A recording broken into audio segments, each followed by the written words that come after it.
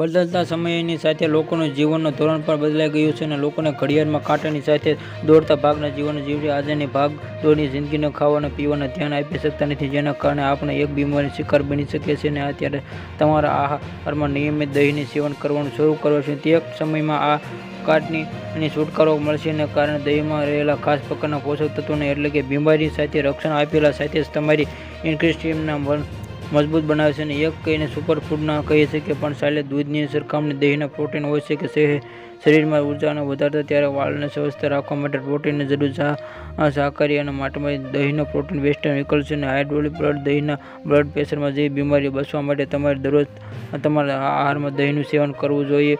દહીંના cholesterol ઘટાડવા અને વેઇટના લોસમાં લોકો વજન વધારી સમસ્યાનો તો દહીં જીરું અને મિક્સ કરીને ખાવાથી વજન ઓછું થાય છે. અને માટે પહેલું જીરા શેકી પીસીને બાદમાં દહીંને સાથે મિક્સ કરીને ખાવો અને કફની સમસ્યા દહીં સાથે ખાંડ મિક્સ કરીને ખાવાથી અને કફની સમસ્યા દૂર થાય છે. અને ખાંડ ખાવું જતા હોય છે અને એસિડની લોકોને એસિડિટીની સમસ્યા રહેતી હોય તે દહીંના સીધાથી મિક્સ કરીને ખાવું જોઈએ. અને પેટની કોઈ સરખાની છુટકારો મેળવવા માટે દહીંને અચૂક ખાવું જોઈએ. અને મોઢામાં સાંધા હોય તો દહીં અને અજમો ખાવો રાહત જોઈ મળશે. અને કબજિયાતની જગ્યાએ કબજિયાતની સમસ્યા હોય તો દહીંમાં કાળા મરીને મિક્સ કરીને ખાવાથી પાચન બરાબર થાય છે. અને વાળ ખરવાની સમસ્યા છુટકારો મેળવવા માટે પણ દહીંનો કાળા મરી અને રોગ પ્રતિકાર શક્તિ વધારે ઇમ્યુનિટી વધારવા માટે દહીં સેવન દહીંમાં રહેલા બેક્ટેરિયા શરીરના ઝેરી તત્વોને સામે લડવામાં રોગ પ્રતિકારીને વધારતા આ શક્તિશાળી વધારે છે. અને લીવરની સમસ્યા મળશે અને છુટકારો દહીંને પ્રોત્સાહિત સારા બેક્ટેરિયા શરીરના ઝેરી તત્વોને બહાર કાઢવામાં કામ જે લીવરના ફાયદા. અને 8 ભૂખ તારીને જે લોકોને ભૂખ ઓછી લાગતી હોય અથવા કોઈ